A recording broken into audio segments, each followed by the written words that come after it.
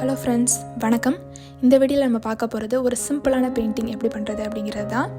அதுக்கு நான் எடுத்துக்கிறது கொஞ்சம் பெயிண்டிங், முக்கியமான ஒரு ஆள் வந்து பலூன், அப்புறம் ஒரு பால். இதுதான் நம்மளுக்கு தேவையான பொருட்கள். இதை வச்சு நம்ம எப்படி பெயிண்டிங் பண்ண போகிறோம் அப்படிங்கிறத பார்க்கலாம்.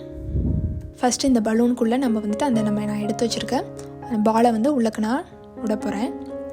நம்மள்ட்ட குட்டி பால் இல்லை அப்படின்னா நீங்கள் இந்த கோழி குண்டு இருக்கு இல்லையா, குழந்தைங்களாம் விளையாடுவாங்க இல்லையா, அந்த கோழி குண்டை கூட வைக்கலாம். என்கிட்ட அந்த கோழி குண்டு இல்லாதனால நான் என்கிட்ட இந்த பால் மட்டும்தான் இருந்தனால அந்த பாலை உள்ளே கூட்டிருக்கேன்.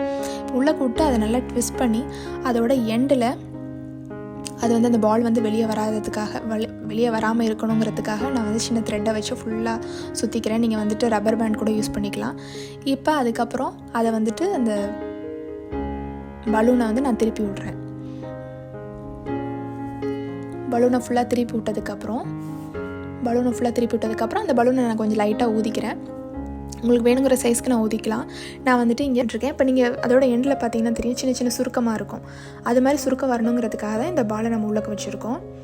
அதுக்கப்புறம் அதோட எண்டில் நம்ம நாட் பண்ணிக்கிறோம். இதுக்கப்புறம் நான் ரெட் கலர் அக்ரிலிக் பெயிண்ட் எடுத்திருக்கேன். உங்களுக்கு என்ன கலர் இருக்கோ நீங்கள் அதை யூஸ் பண்ணிக்கலாம். போஸ்டர் கலர்னாலும் எடுத்துக்கலாம், எந்த கலர் வேணால் யூஸ் பண்ணிக்கலாம்.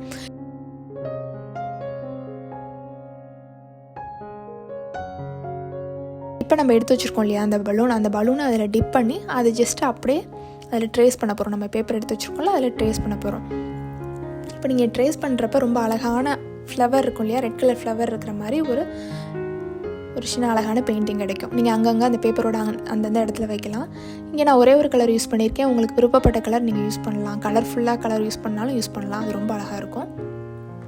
இப்போ அங்கங்கே வச்சதுக்கப்புறம் இதோட ஃபைனல் டச்சை நம்ம என்ன பண்ண போகிறோம், அதுக்கு இலைகள் வரைகிறதுக்காக நான் க்ரீன் கலர் பெயிண்டிங்கில் இந்த காம்பும் அதுக்கு இலைகளும் வரைய போகிறேன்.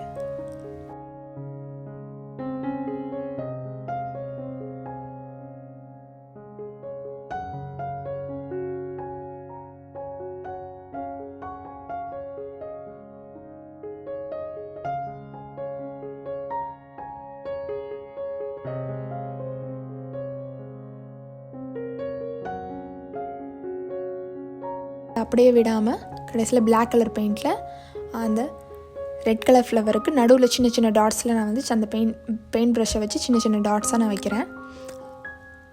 அப்படி வைக்கிறப்ப இன்னும் கொஞ்சம் அது அழகாக இருக்கும். அதுக்காக நம்ம அப்படி பண்ணுறோம்.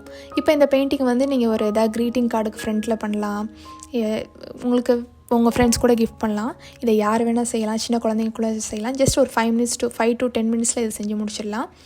ஐ ஹோப் இது உங்களுக்கு பிடிச்சிருக்குன்னு நம்புகிறேன். எல்லோரும் ட்ரை பண்ணி பாருங்கள். உங்களுக்கு பிடிச்சிருந்துச்சு அப்படின்னா இந்த வீடியோ லைக் அண்ட் சப்ஸ்கிரைப் பண்ணுங்கள். தேங்க்யூ.